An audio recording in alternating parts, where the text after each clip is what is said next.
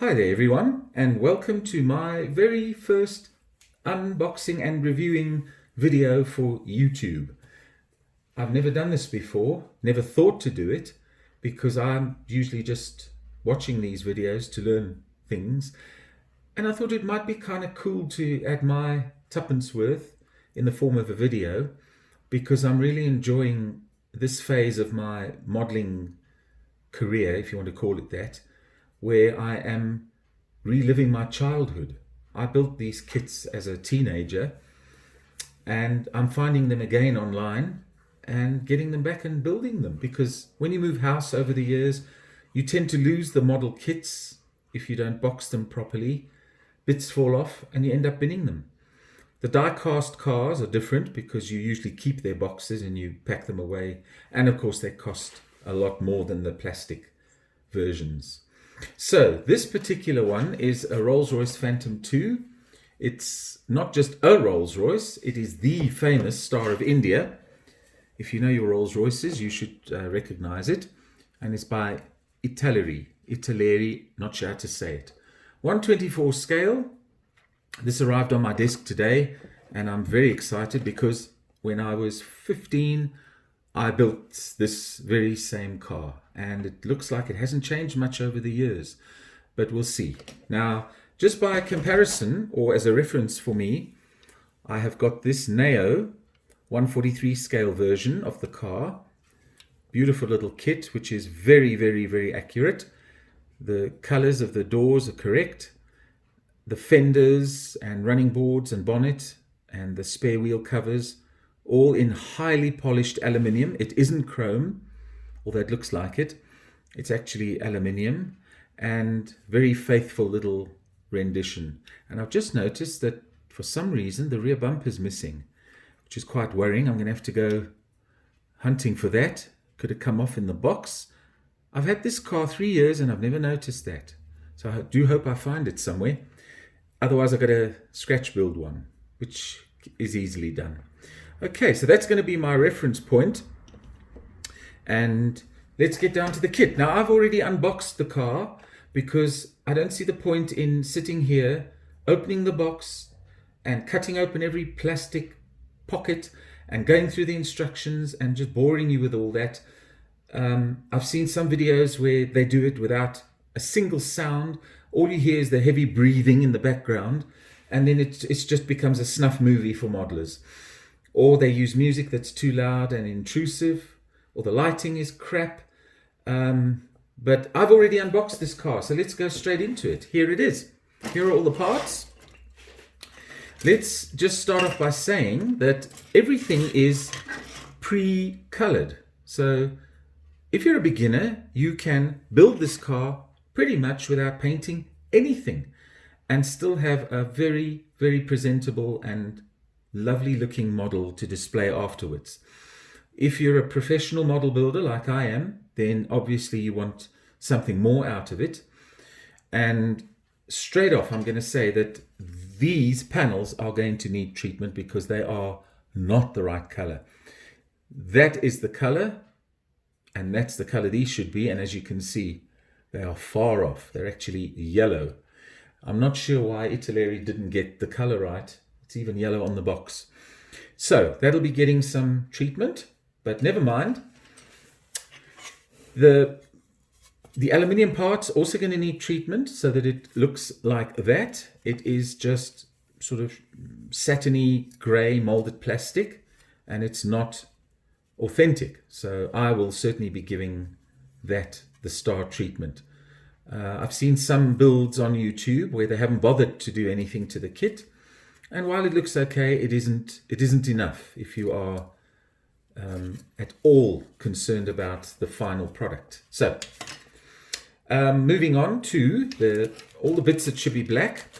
So you've got basically your chassis parts, your chassis, your radiator, your firewall, the fuel tank, your gearbox diff, I'm sorry, I'm not technical. These are your spring leaf suspension, and your exhaust manifold, and all those pipes, your engine block, fan and fan belt steering wheel. So those You don't really need to paint them if you don't want to. Just remove any flash with a knife. That unfortunately does tend to show. The black plastic then becomes very matte where you've scraped away any flash. So I probably will end up giving this a lovely neat coat of black paint as well.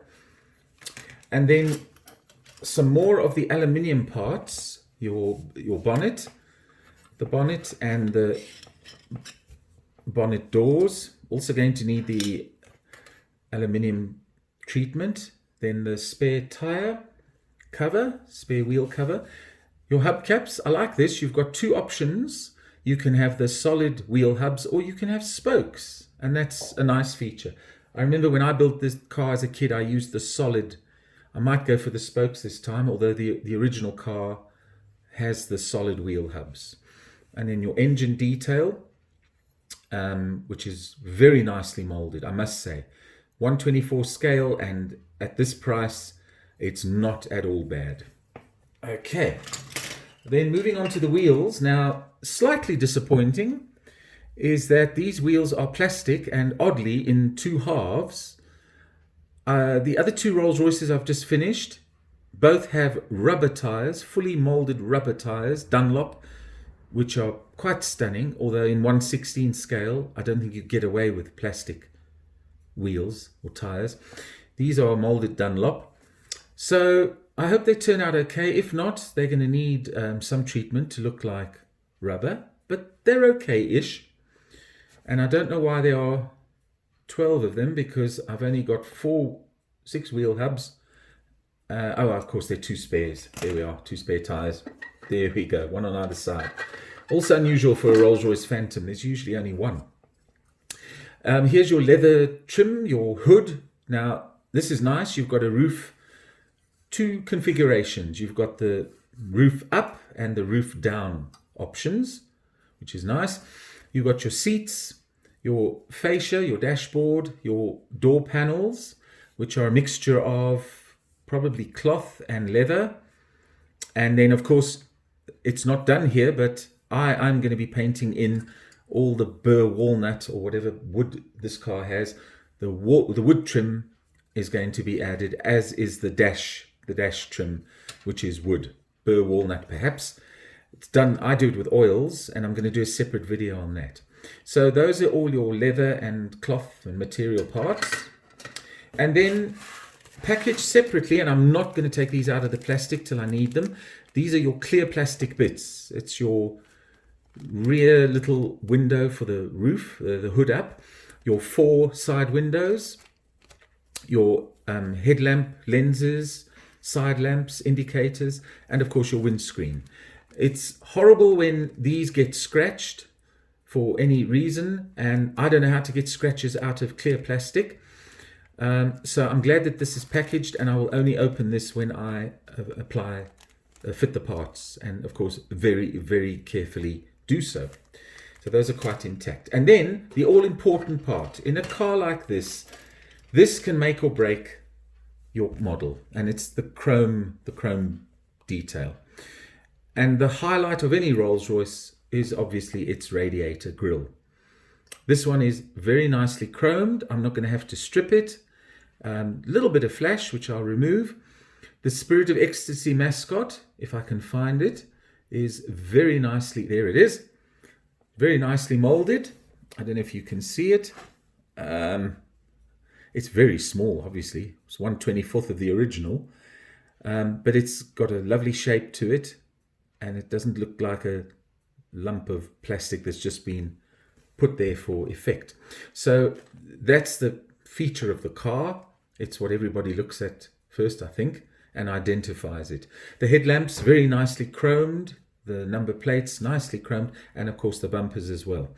I'm very pleased because the last kit I did, the Revel Phantom Continental, the chroming was very poor, and I'm going to have to strip and re-chrome the radiator grille.